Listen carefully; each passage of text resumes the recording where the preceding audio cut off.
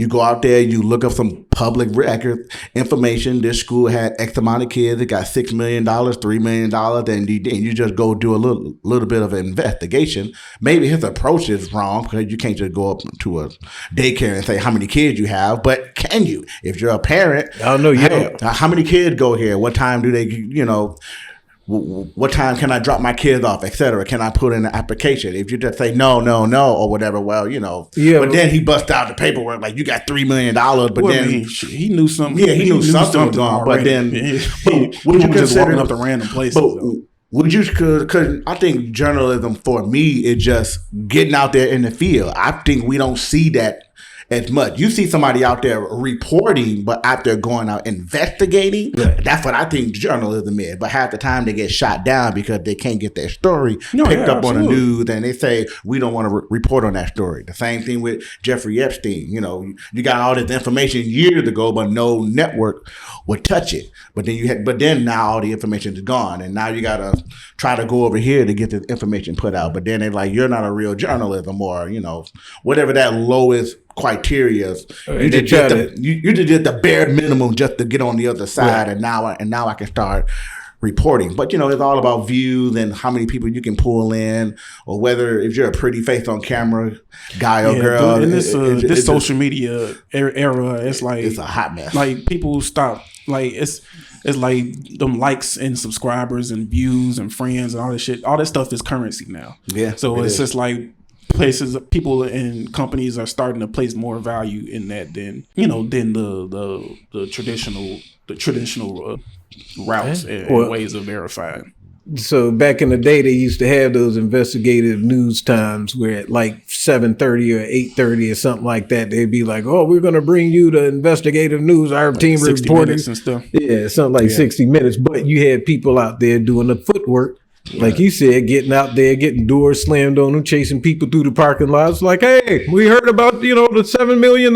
You want to talk about it? And the guy's running to his car. Yep. That's journalism, true or false. Journalism isn't sitting behind the desk. You're a reporter. If you're sitting behind the desk reading the news every night, you are a reporter. You're being given a report. You're being told what to say. That makes you a reporter. A journalist is like being back out in the day with the mic, chasing dude through the parking lot while he's trying to get to his car. Yeah, the dudes that be going out and with the cartels and stuff.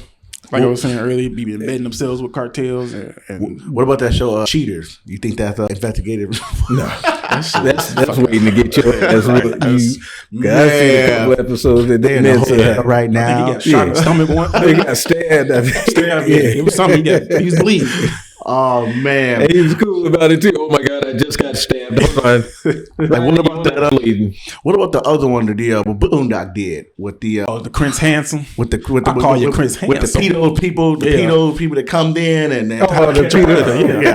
We gotta be careful with the word. Yeah, the booty word. But you know why that show ended, right? Because I guess the alderman or that show's still on. No, How to Catch a Predator.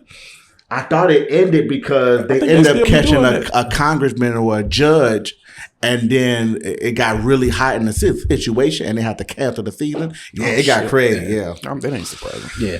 All right, I'll leave with Don Lemon like this. Number one, dude going to jail. He's gonna see some type of jail time, or he's gonna get fined. Whatever they're gonna do, they're gonna shut him down. I think he got flew too close to the sun on that one. Yeah, like especially watching the man. Like you just looking at the pastor's body language. He looks fucking terrified. Yeah. You had kids in there crying and everything, but just like looking at him, like looking at his body language, he's like leaning away, and Donna's just like in his face asking these questions and stuff, and I'm just like, come on, man, like, oh yeah, and you couldn't have did that at a black church, and they were saying something about all the people were blocking the exit, and people were trying to leave out, and then he was like looking back and forth, like, and the camera, but they said he chopped that out because they have all the footage now. Yeah, so everything was recorded, and that's why they was like, dude, you recorded everything. We got nothing. We really don't need to pull any witnesses outside of your video. So it's like everything in there, you broke a law. Now, to me, again, it's like if he was a real journalist, he would have read the law and understood that, no, I can't do this. I can't. Did he live in that state? He should have been. No, he ain't from Minnesota. No, I think whatever lawyer that he contacted before, he need to get his money back. Cause it ain't going to end good. Dude, you got again, if you go by what Biden administration did to the people that was out there protesting, and they were just protesters out inside in front of a abortion center. It's like they got whacked, and they were just protesting. They didn't stop nobody from doing nothing. They didn't call nobody names or none of that. They were actually praying, and they got whacked. So if dude can walk up in a church with a bunch of rabble rousers and go in there and start talking. Yeah, I was stuck in the 60s. But you go in there and do what he did. It's like, okay, you broke some laws. Whether you were aware of it or not, you broke them. Now you got to pay the piper. End of story. So, yeah, I just I'm curious on the because the whole thing, it still feels like almost like a kind of like a gray area to me as far as what I've seen so far. Like I said, I haven't been looking at the new footage and whatever else has been released, because it's like it was a headline. I clicked on it, watched it a couple times, and looked up a little bit of it, and then I was just like, that's what I think about it. All right. Speaking of footage, have you guys seen the monkey video? Trump? No, whether he accidentally. I did that shit. That shit was hilarious. So I guess I'm gonna be a little bit. I don't want to say a little bit of a rant, but I think everybody that's outraged about that are the same people that wanted Trump assassinated. They're the same people that wanted him to go to jail, because I feel like it's completely selective outrage, because, there are plenty of videos out there of people portraying Trump as a monkey or dead or his head chopped off or burning or Satan or whatever the case. Hitler, I just think it's selective outrage, at least on those individuals that are completely against Trump. I'm not for Trump, not with him, whatever, not against him. I'm just, giving my opinion. But I think as far as black people goes, like, we got to stop letting images and words trigger us into victim mode, because we have overcome worse. We have seen worse. And the fact that some of these racist things that comes out, I saw the whole video. Like, of course, there was Michelle Obama, Barack Obama being portrayed as monkeys, J.B. Pritzker, then there, Chuck Schumer, all of his enemies, basically. But I guess you only focus on the Did black. They all have monkeys on the head? I think J.B. Pritzker was a pig. No, he was an elephant. An elephant. Hillary Clinton was the warthog. Joe Biden was a monkey eating a banana. AOC was something, right? I forgot. I think another monkey. Maybe Hakeem Jeffrey was a meerkat. A meerkat. But I'm like, come on, like, y'all only focused on the black people being portrayed as monkeys, and like, come on. But that goes into black people saying the N-word. Like, we all call each other the N-word all day, every day, but as soon as another race say it, they're not allowed to say it. Some people trying to, or at least black people are trying to own the N-word, which I think is bad in itself. Because I called the mailman that this morning. Yeah, but it was... And then, it even goes back to some of the black people saying, well, we used to, like, that's our word. We own that word.